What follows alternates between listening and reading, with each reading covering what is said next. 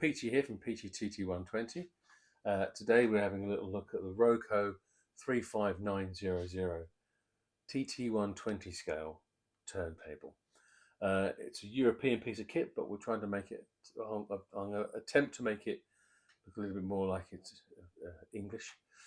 The video has a little bit of us mucking around with trying to resolve issues such as how to get over the fact that I think this has Tillig, the big fat rail, and I'm using Pico, and I can get Tillig to join Hornby, but I can't get, and I can get Hornby to join Pico, but I can't get Pico to join Tillig.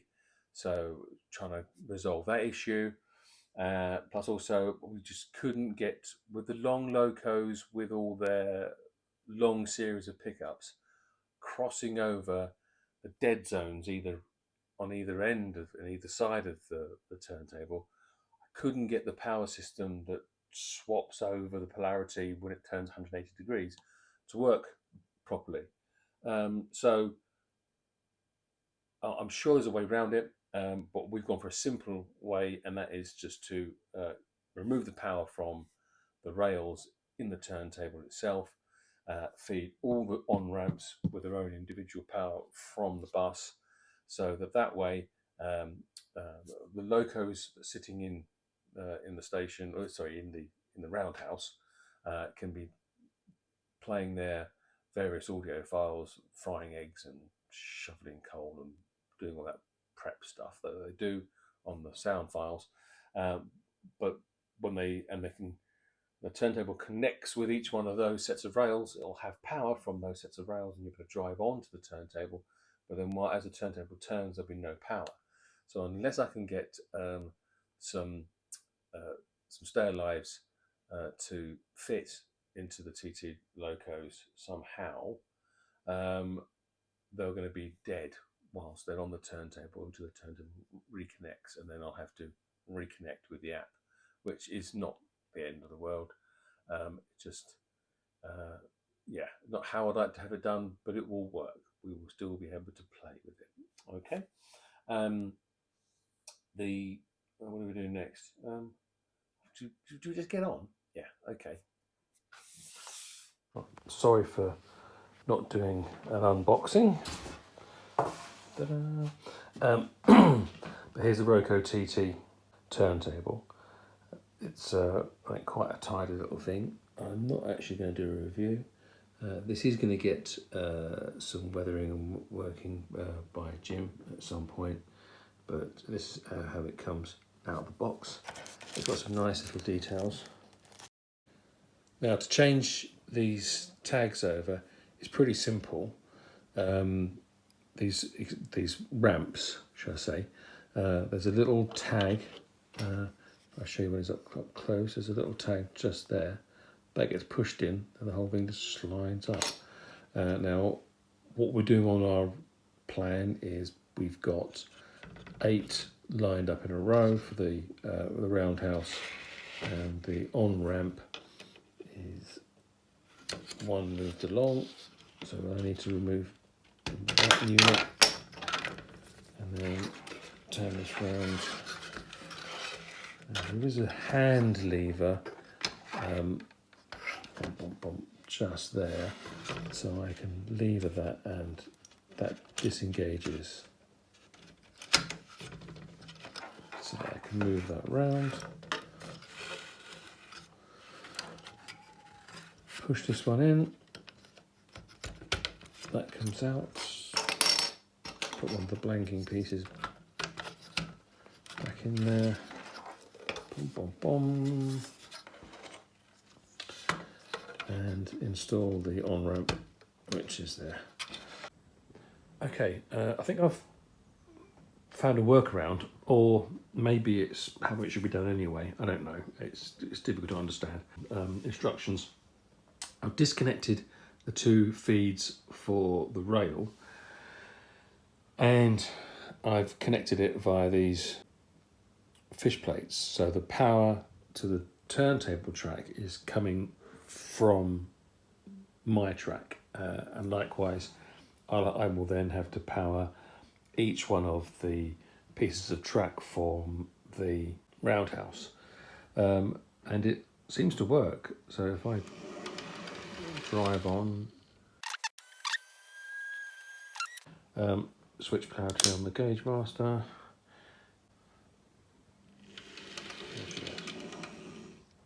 Yeah, off she goes. So I don't, and that way also the switch works as well. If you don't switch it, it won't come off.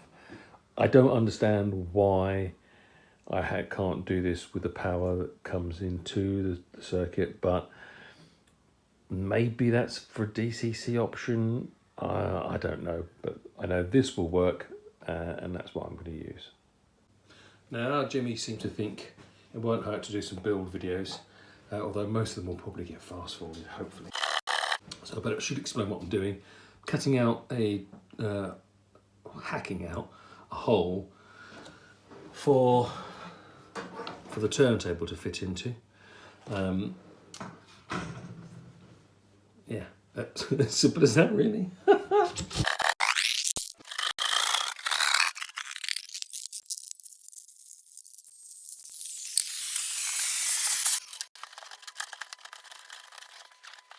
What I've marked here in the middle of each one of these rails is a drill hole because each one of these rails needs to be powered from the bus.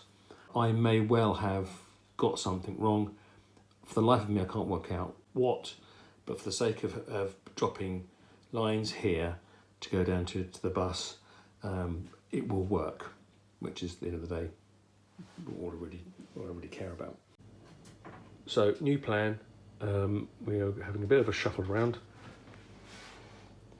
This is where it will fit. It's a lot tighter now. So we've got to put a second radius for the ramp on, and then make sure we've got a second radius so that the A4s can shunt, switching to a first radius before we have the little straight for the goods nut. Right then, what are we going to do here? Right, okay, so we're going to do a little bit of detailing, a little bit of weathering, just to make it a little more realistic. We're not going to try and break it down to make it look really, really used and old school. We're just going to try to make it, just give it a bit more life than the black and grey plastic. What we're doing with the pieces that come off the edge, as you can see, so these are the ramps.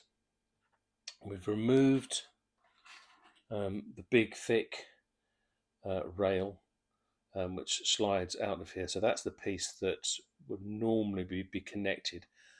But as I possibly said earlier in the video, none of the fish plates, I can't get a fish plate to match this and Pico.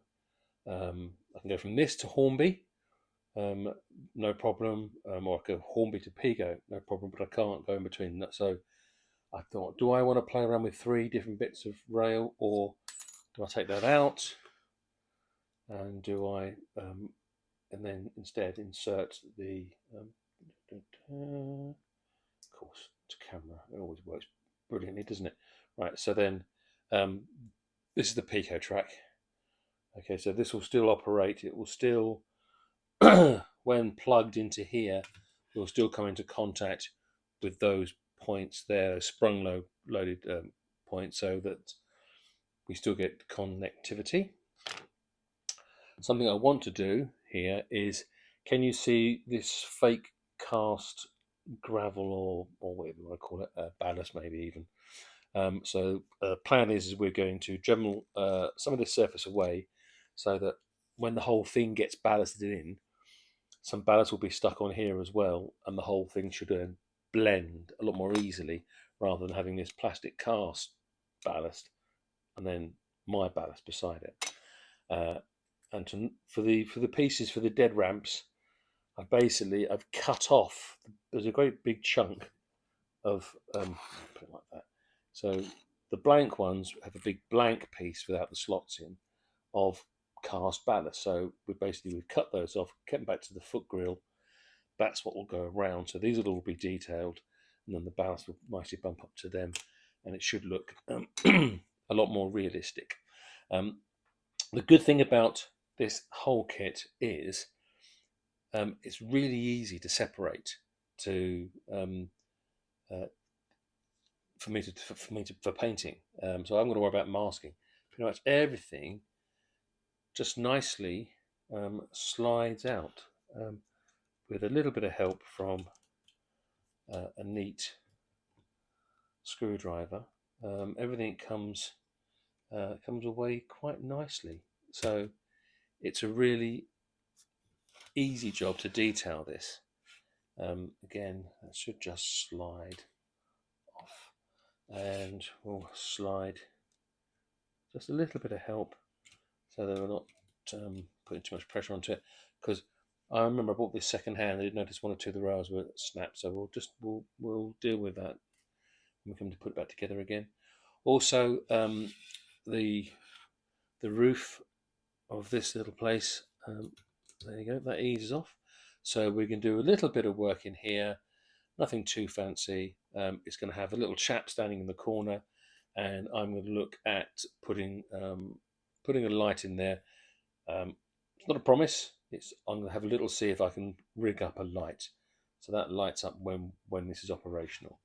To get this whole unit apart, then it's just again a case of, and this is the service little grill that comes out there, and we have a spring-loaded clip here, so that you can unclip that and take this off. Now, as it happens, the way that I'm detailing it, I don't think I really need to bother, to be honest with you.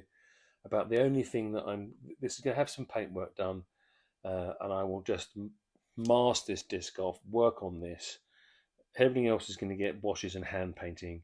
The only thing that's going to be really be sprayed really, I suppose, is going to be these rails. But you'll see me. I'll do a little video of me doing that. Okay, but this is what we're going to crack on with now.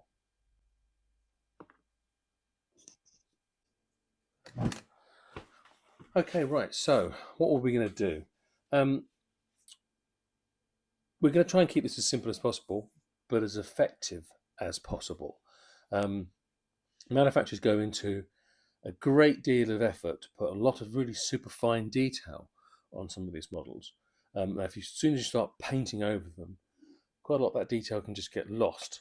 That's not what we're about here. What we're going to try to do here is we're going to try to highlight some of the detail that will lift it up and make it look like a finer model.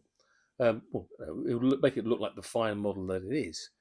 Okay, whereas at the moment it's just like a blacky grey blob. You can't really see some of the detail because it all just gets lost in that absorption of light you get in black. So we are going to try and make it simple, but we're going to try and think about how some of this might be.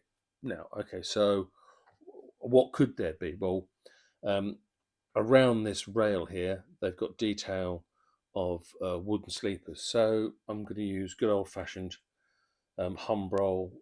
This is Scenic Track Color 173. That's quite old, that is, but it still works. I think I bought that as a kid. Anyway, so they're all going to be painted brown.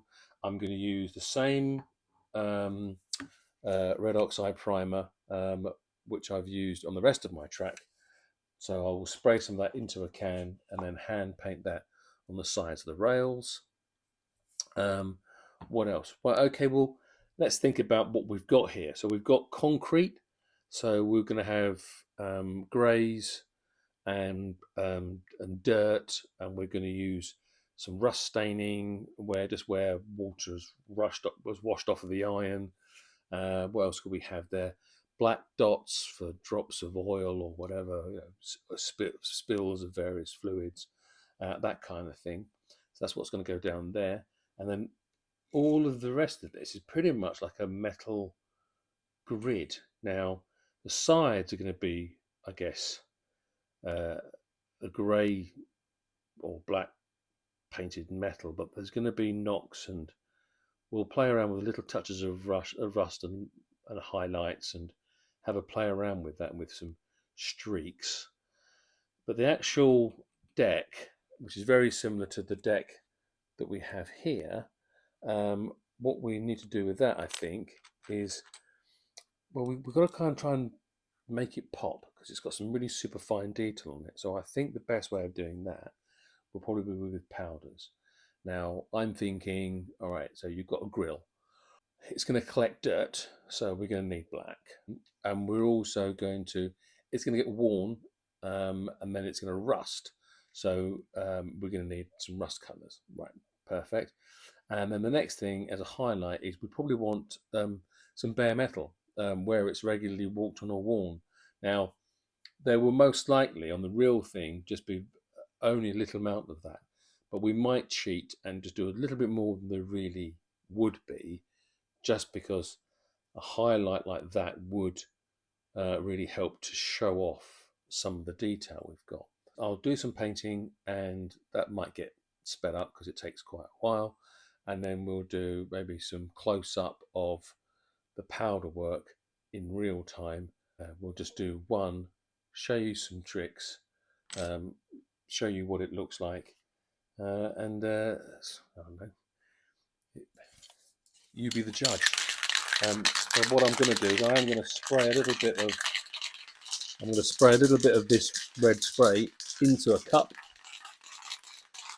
and then I'm going to paint the sides of the rail so they can be drying. So we're going to get a little bit of this red on the end of a line, a fine lining brush, and then we're going to run that red down in there.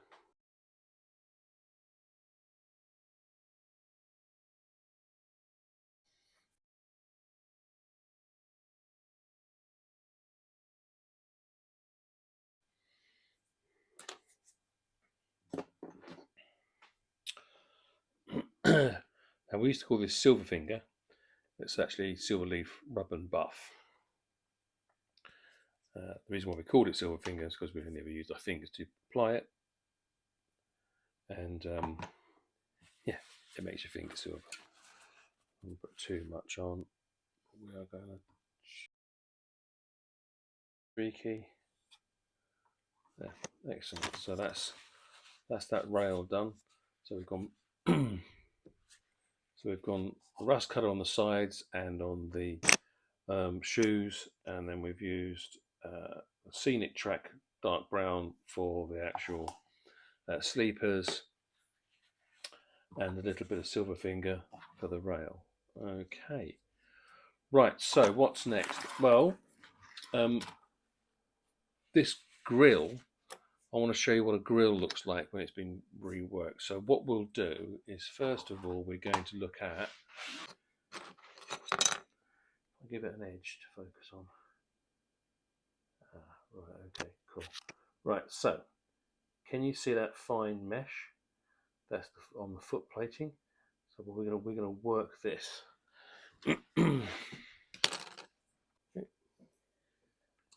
Right. So we've already decided this. These little metal grills need to be highlighted because they're just on their own. They're just a bit too dark. Now we know that they're metal. We know that they're going to hold some dirt, so we'll use some black. We know they're going to rust, so we'll use some rusty red, and then we're going to highlight them where the paint or the rust is worn away by use. It also shows up the detail. So first of all, grab up some of this DCC Concepts Red Rust and just stick it in there like that. Right, that's really simple. Okay, already you can shows the detail, but it's a little bit too much.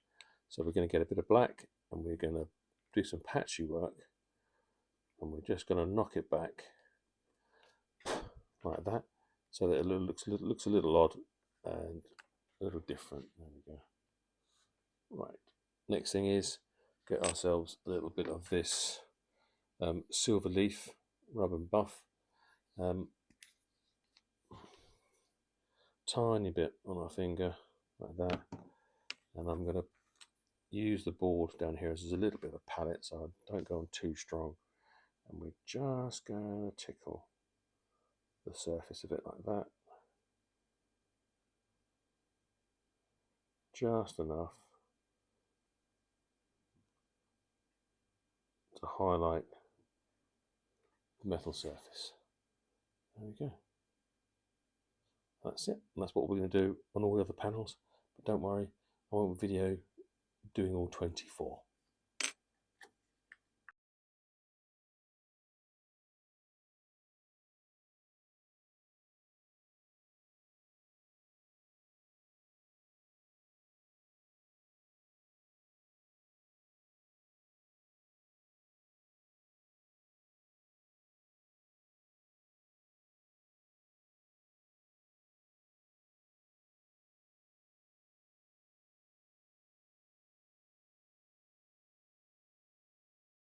Finished doing some weathering and washes and stuff on the rails, but I remembered that I wanted to make the do the red and white alternating handrails that you'll see on well, there are images of them on some British turntables.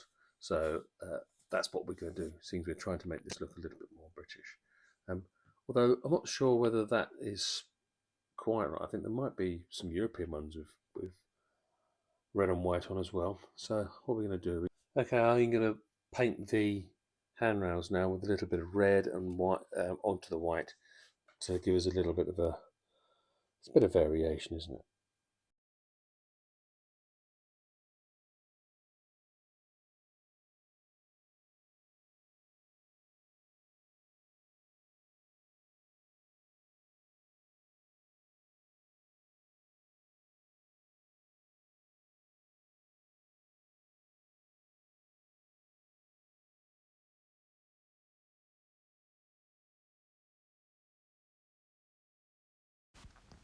Next job, we need to have a crack at the plastic cast ballast.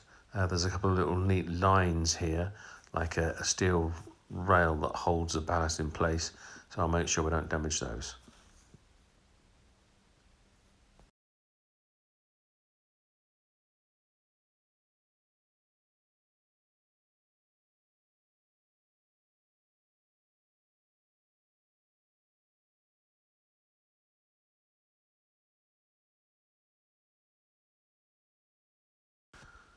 Now to apply some base glue, and we'll carefully work that into the dremeled area. There we go. Then on with the ballast.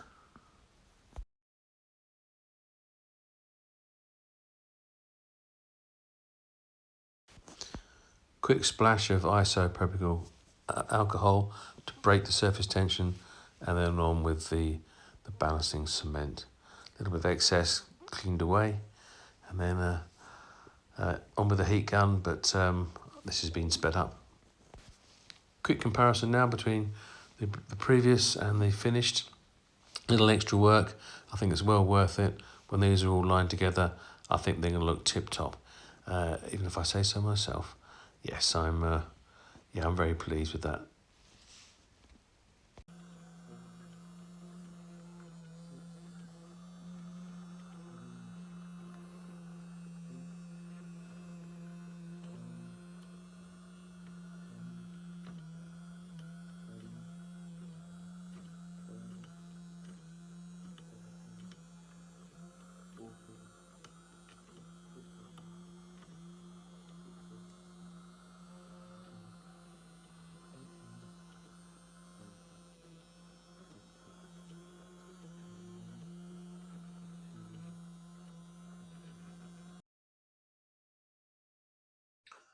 Hi. Well, I hope you enjoyed that. I rather enjoyed it myself, actually, and I'm quite pleased with how it's turned out. Really looking forward to the next episode where I'm going to be installing it in with the roundhouse. We'll talk about that in a second. First of all, I want to say a bit of a shout out to Andrew Moore from Moore View Models. There's his little card. I will put his details in the description box below. I think he does a cracking little set of figures.